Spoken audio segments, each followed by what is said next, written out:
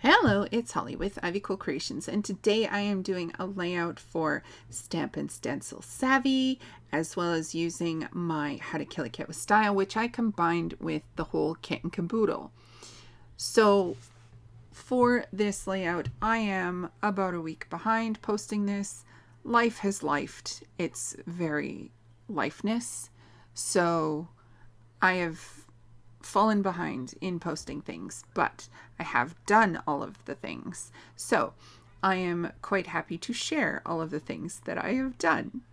So what I have done for this layout was to put my embossing ink through a stencil. So this month's prompt is embossing, and I figured I would try using a stencil with my embossing ink. And this is just plain embossing ink that's liquefied, and it's kind of got like a little pouncer on the top. And so I just pounced through the stencil. It is a very messy way of getting things done. It doesn't make things nice and clear like if you were using a stamp pad. But I wasn't looking for clear and defined. I didn't mind that it was super messy. And so I'm just using this blue embossing powder to kind of get this stencil, or not stencil, but this like numerical lettered look. And I really love the way that it turned out. Now this embossing powder is about 30 years old. My mom found it in her stash and she just gave it to me. So I've been using it. And of course, with embossing powder, you just don't make a dent. But I have been enjoying it because I have different colors now instead of just black, gold, and silver. And so I thought, you know, I'm using this blue cardstock that was in my kit, and I decided I would use the blue and green to kind of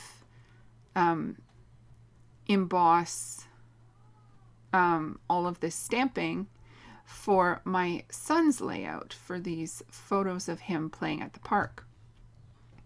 Now, the green embossing powder was like chunky. It was not super loose, and so it was a little interesting to play with, and it took a little bit longer than usual to melt, so that was an interesting thing that I found out. Now I have these 5 photos of my boy playing, and I just went through and pulled out a bunch of things to kind of go with the layout. I have been pulling exclusively from my random bits bin because I'm trying to get these random bits used up. And so as much as I can use on a layout is fantastic. So I have these tags and tickets. Some of them are printables and some of them are 49 in market. And my plan is to just use them up to spread the color around the page. I really wanted this sunshine on the page, so I went with blue, green, and orange kind of as a color palette. And I've noticed that I've been doing a lot more monochromatic layouts lately, or like not so bold and wild, not so imbued with color. And I don't know if I'm missing it or just really noticing that everything is kind of mellowing out a little.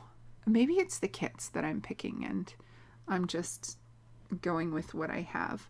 But I am really liking the ability to just stick as many things on a layout as possible in the same colors. So that's been really interesting.